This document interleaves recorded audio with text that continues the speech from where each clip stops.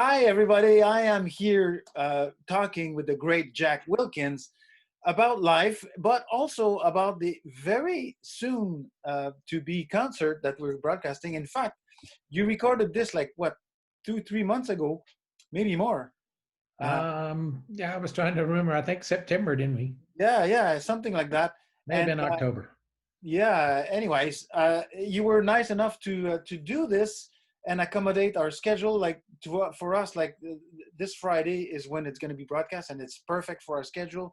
And we so appreciate that you were able to make this happen. Well, I was excited about it. This is a project that I felt really good about and was interested in doing the recreation of the Hank Mobley Soul Station record, which 2020 is makes it 60 years old. So Yes, pretty indeed. exciting. Yeah, indeed. Of course, I know the album, and well, I wasn't born when it came out the first time, but I got it eventually. But tell us a little bit about the impact that this album had on history and on you in particular. Well, it's we especially when we look back, it's kind of one of those classic Blue Note records, and when people talk about what's a great example of classic jazz, and hey, there's my reminder that not to miss the interview. um, but when people talk about classic jazz and what's a great album to listen to, the Soul Station always comes up, and there's a kind of a few reasons. Hank Mobley is certainly one of the great jazz saxophone players. He's sometimes comes in just under some of the real heavyweights, Coltrane and Sonny Rollins and Charlie Parker. And in fact, I think one of the jazz critics, I'm trying to remember which one, made a comment. So this is the '60s, right? And boxing was really big, and so made a comment that Hank Mobley was the greatest middleweight saxophone player in jazz, after the heavyweights, behind Coltrane and Sonny Rollins at this point. So, but Hank was playing with everybody. He was playing with Art Blakey right before this, and then he joined the Miles Davis group, actually replacing John Coltrane. So it was kind of right around that period that this record came out, and it's one of the great Hank Mobley records. Hank Mobley has just tons of great records, and he writes a lot of his material, and then he finds some really interesting standards to play. And this record is also, I think, important, and sounds so great because who's on it has Wynton Kelly on piano and Paul Chambers on bass, and then Art Blakey's playing drums, and you don't really see Art Blakey playing as a sideman very often, but he agreed to do it because of his relationship with Hank Mobley, and I'm sure Hank was thrilled because Art Blakey was a big name, and at that point selling records was important, and so he knew That having and Blakey on the it would fact make a also, difference. also Art Blakey. I don't know of many other records where Art Blakey plays with Wynton Kelly and Paul Chambers. Like, I mean, this Oh is no, yeah, I don't think there's very many of those at all. So so it was an interesting situation because Hank Mobley joins Miles's band and then uses part of the rhythm section, and then Art Blakey as a drummer. It's an right, interesting combination of circumstances that would make this album very special. On top of the fact that Hank is a very like melodic, thoughtful player with a nice sound, and but I mean like he's a very kind of like deliberate storyteller, as oh opposed yeah, to maybe the somewhat unbridled, Sonny Rollins at that time would have been like a very exciting player and very prolific and with ideas and things, but maybe a little bit less organized, let's say, than Hank Mobley. Hank Mobley is like this, storyteller who kind of sees the end of the story in his mind, and he's telling you the story. He's building up this story, in a very smart way, and to me, that's what Hank Blakey is, or Hank Mobley has always been for me, like that's what it means for me in the oh yeah, scope of jazz improvisers.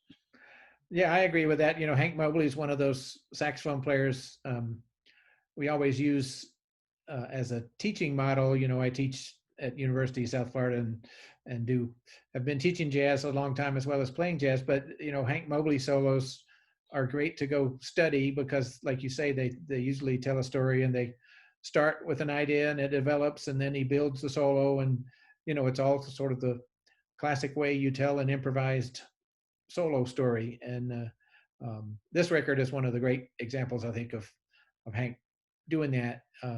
And he has such a great rhythm section to help him tell that story.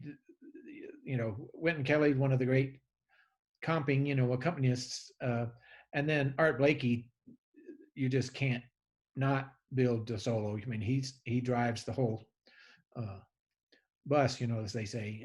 Right. He So really he tell kind us of a little makes bit it about he kind of makes it work. And they played together so much that he knew what would help Hank continue, and Hank knew that whatever he did, Art Blakey would sort of recognize and know what he's doing and move it along. So, right. like you say, I think having his friends and people he played with a lot on the record made a big difference. And I'm sure, like you say, Paul Chambers had a great time playing with Art Blakey, as like Wynton Kelly did, because I don't think they ever played in professional band, on the road together. They may have played here and there, but I'm sure it was a great experience. It sounds like they're having fun.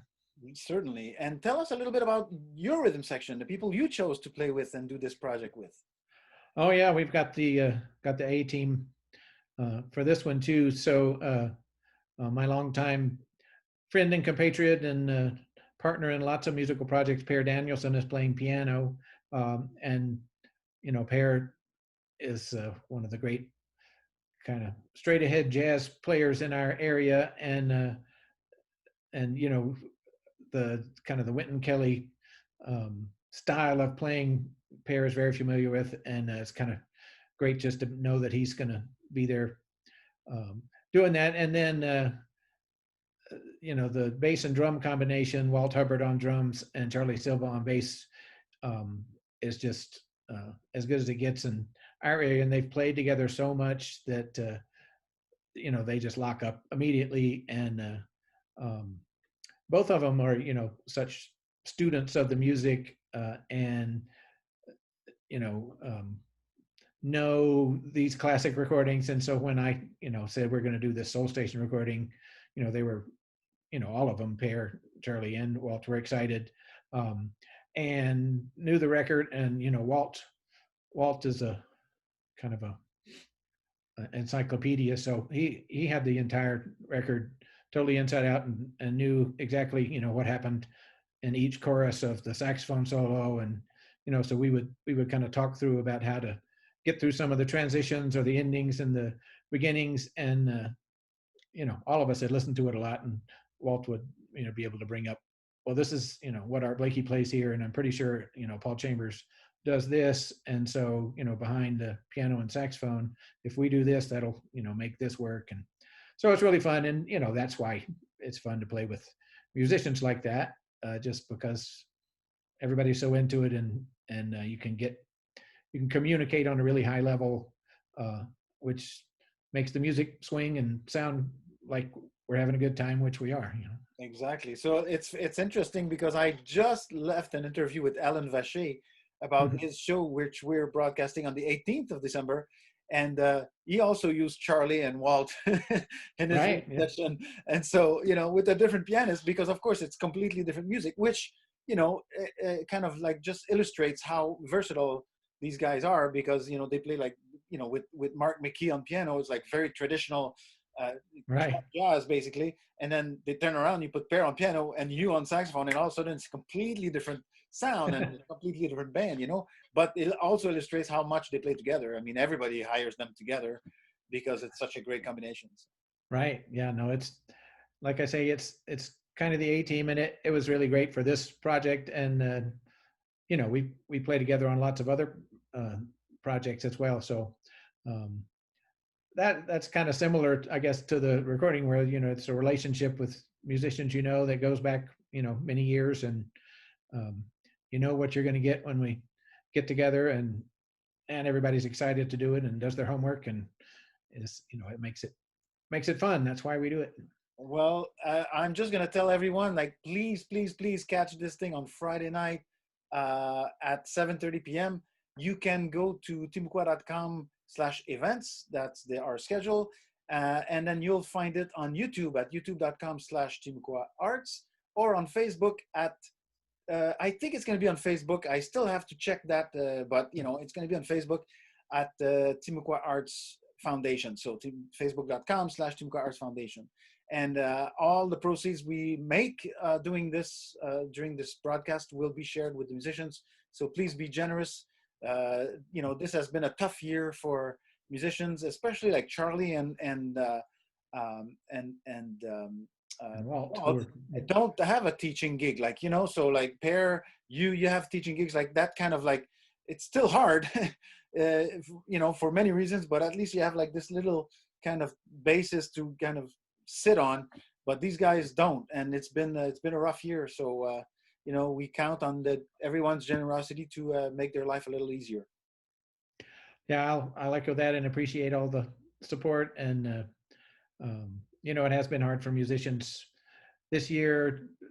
From the top guys all the way down to the people that are playing gigs every week to make a living. And like I say, I'm a teacher, and we're training musicians in the university, and everybody's nervous about having a job in the music industry these days. But we all believe it's going to come back. And I think one of the things that's come out of all this isolation and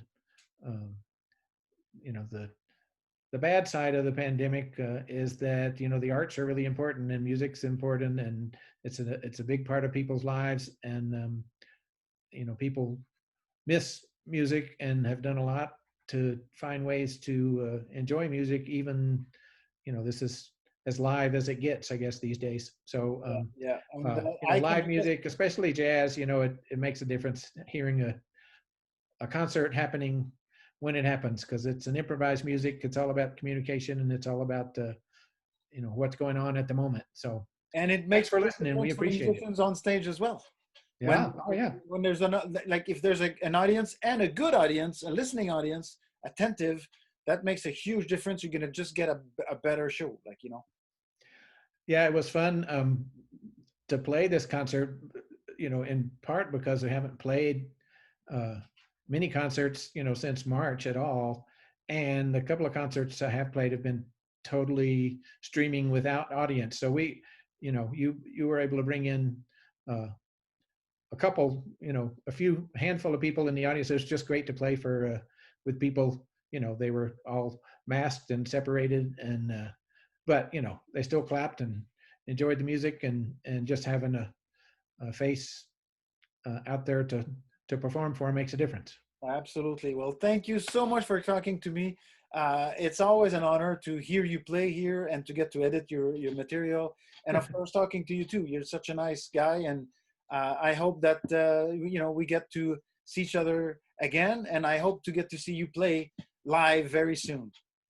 We're all looking forward to that. But yeah, I'm excited to figure out what the next concert at the White House will be for me, because it's one of my favorite places to play anywhere in the world. So thanks for all you guys do with the Timucua Arts Foundation, and especially you for all you've done. Thank you so much. All right, bye. Bye-bye.